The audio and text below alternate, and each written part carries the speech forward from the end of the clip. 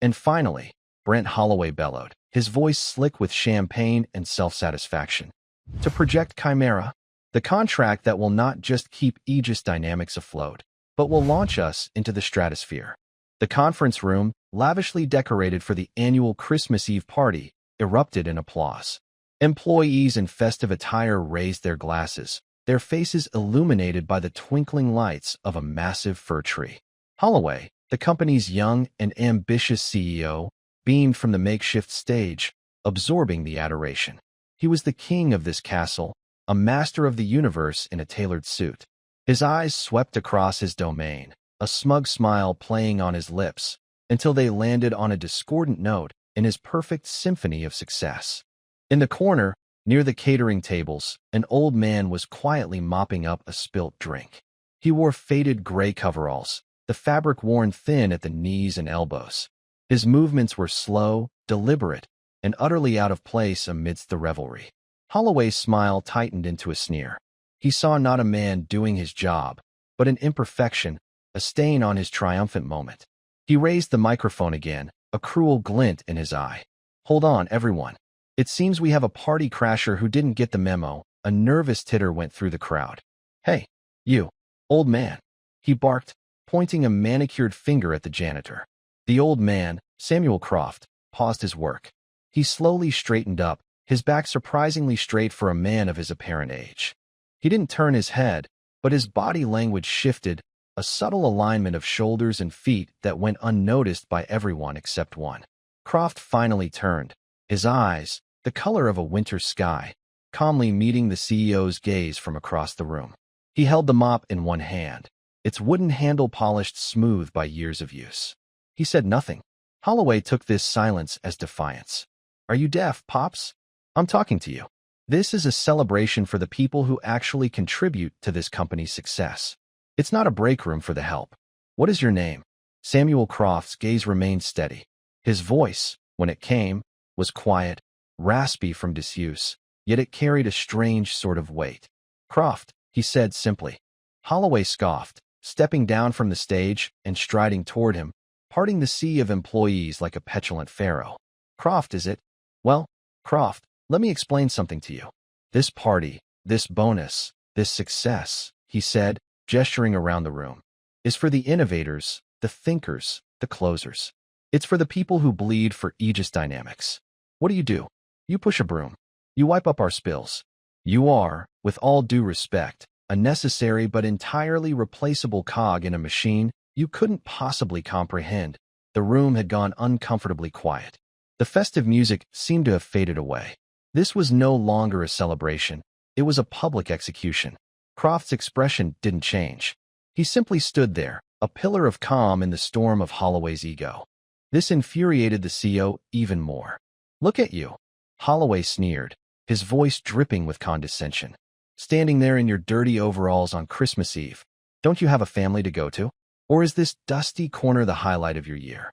He leaned in closer, his voice dropping to a conspiratorial whisper that was still loud enough for everyone nearby to hear. "Let me tell you what I see. I see a man who peaked in high school, a man who let life pass him by, a man who lacks the drive, the ambition, the very spirit that makes this company great. And I will not have that spiritlessness contaminating my victory celebration." He straightened up, his face a mask of righteous authority. "In fact, I'm making an executive decision. Your lack of situational awareness is a liability. Your presence here is depressing. Croft, you're fired." "Merry Christmas," he turned to the head of security, a broad-shouldered man named Evans who had been watching the exchange with a stony expression.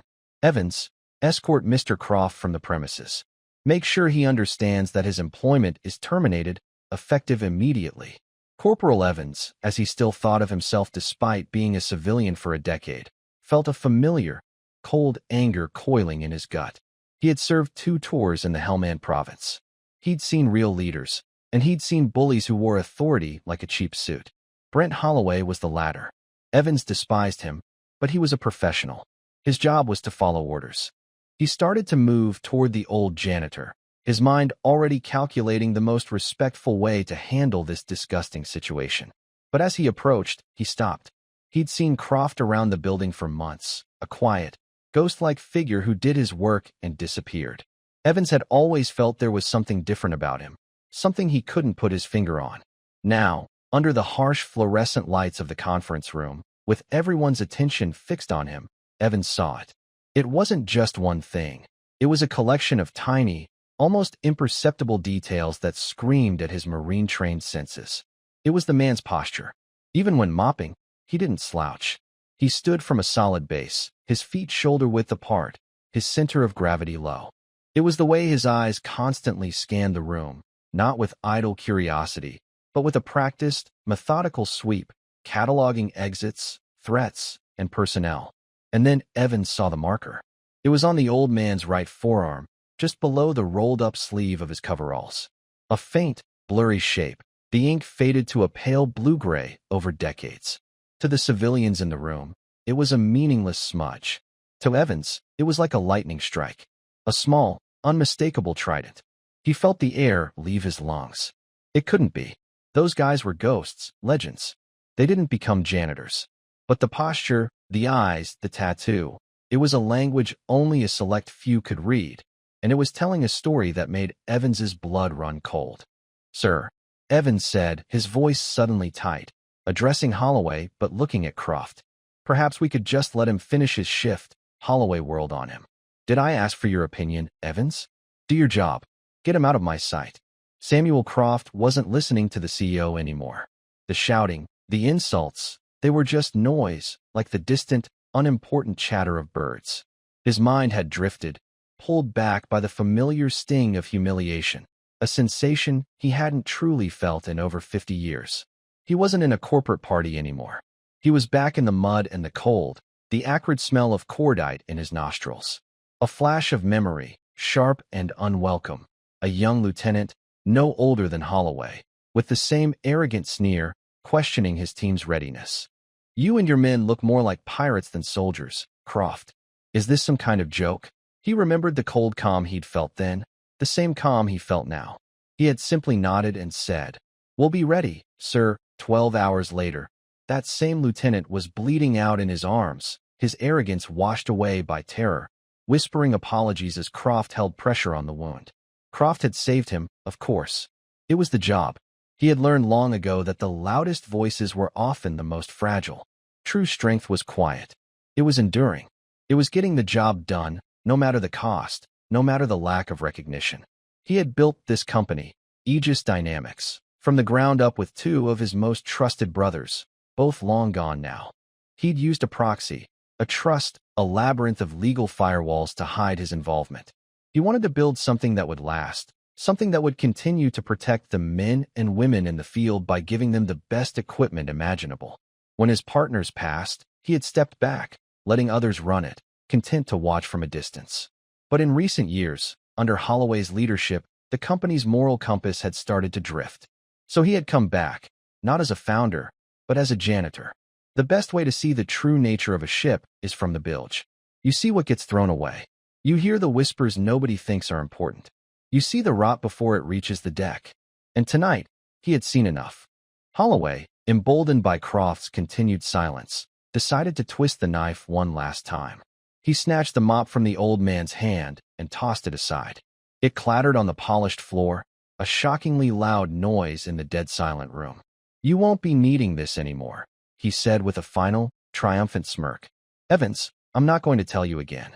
Get this relic out of my building." He then turned his back on them both, raising his champagne glass to the stunned crowd as if nothing had happened. Now, where were we? Ah, yes. The future. Evans took a deep breath, his training kicking in. He had to de-escalate, to remove the target of the aggression. He placed a gentle hand on the old man's arm. "Mr. Croft," he said, his voice low and full of a respect he hadn't shown his own CEO. "Let's go. We'll get your things." Croft looked at the former Marine, and for the first time, a flicker of something other than calm crossed his face. It was recognition.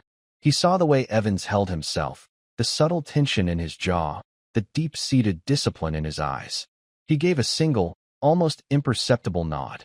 It was an acknowledgement that passed between two warriors, a silent understanding that transcended rank and age and circumstance. Together, they began to walk toward the exit, a slow, dignified procession through a crowd of ashamed and bewildered employees. They were halfway across the room, the double doors in sight, when a commotion at the entrance stopped everyone in their tracks. The doors swung open with force, pushed by two stone-faced men in dark suits and earpieces.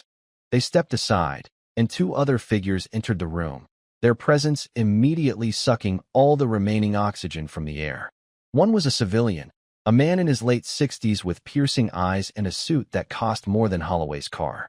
The other was an admiral, in his full-dress whites, for silver stars glittering on each shoulder board, a constellation of ribbons adorning his chest. The party was officially over. Brent Holloway's jaw went slack. He recognized the civilian instantly. Mr. Sterling, the primary liaison from the Department of Defense for Project Chimera. And the admiral. He was Admiral Davenport, the commander of Naval Special Warfare Command. The man was a living legend. Holloway's mind raced. An impromptu site visit? A surprise congratulations? He quickly composed himself, plastering a sycophantic smile on his face as he bustled toward the new arrivals. Admiral Davenport. Mr. Sterling. What an unexpected honor. Welcome to Aegis Dynamics. We were just toasting to our new partnership. He extended a hand, but Admiral Davenport walked past him as if he were a piece of furniture. The Admiral's eyes, sharp and intelligent, were scanning the room, searching. Holloway's hand fell limply to his side, his smile faltering. Mr. Sterling paused, his gaze as cold as a morgue slab. We're not here for a party, Mr. Holloway, he said, his voice quiet but carrying an immense, chilling authority. The Admiral's search ended. His eyes locked onto the old janitor in the faded gray coveralls. The entire room seemed to tilt on its axis as every head turned to follow the Admiral's gaze. They watched as the four-star Admiral, a man who advised presidents and commanded the most elite fighting force on the planet, began to walk purposefully across the room. He walked past the CEO, past the board members, past everyone of supposed importance, his polished black shoes clicking on the floor. He was walking directly toward the fired janitor. Samuel Croft had stopped, as had his security escort, Evans. Croft watched the Admiral approach, his expression unreadable. The two men, one in a uniform that represented the pinnacle of military power, the other in the humble garb of a laborer, stood facing each other in the center of the silent room. Time seemed to stop. What happened next would be seared into the memory of everyone present. Admiral Davenport came to a halt precisely 3 feet in front of Samuel Croft. He stood ramrod straight, his back a steel rod. Then, with a motion so sharp and precise it could have cut glass, he raised his right hand to his brow, his fingers perfectly aligned. He executed the single most profound, most respectful salute Brent Holloway had ever witnessed in his life. It wasn't the perfunctory gesture of a subordinate to a superior. It was the salute of a student to a master, of a disciple to a prophet. It was an act of pure, unadulterated reverence. The Admiral's voice, a command tone that could carry across the deck of an aircraft carrier, boomed through the silent hall, yet it was laced with a deep, personal humility. Master Chief, he said, the title echoing with decades of history and respect. It's good to see you again, Sir. Holloway's brain short-circuited. Master Chief? Sir? He stared, dumbfounded, at the scene. Admiral, what are you doing? He stammered, his voice a pathetic squeak. That's just the janitor. The Admiral did not lower his salute. He kept his eyes fixed on Croft. It was Mr. Sterling who turned to face the CEO, a look of utter contempt on his face. Mr. Holloway, Sterling began, his voice dangerously low. You are the CEO of a major defense contractor, yet you clearly have no idea whose ground you're standing on. That janitor is Master Chief Petty Officer Samuel Croft. Retired, he let the name hang in the air for a moment. He was a plank owner for SEAL Team 6. He served in places your worst nightmares couldn't conjure. The operations he led are the stuff of legend, so classified they will never be printed in any history book. The man standing before you has done more to protect this country with his bare hands than you could ever do with this entire company. Holloway's face had gone from confused to ghost white. He looked from Sterling to the Admiral, still holding his salute, and then to the old man, who now seemed to be radiating an aura of quiet, immense power. But Sterling wasn't finished. He took a step closer to the CEO, his voice dropping even further. making Holloway lean in to hear his own death sentence.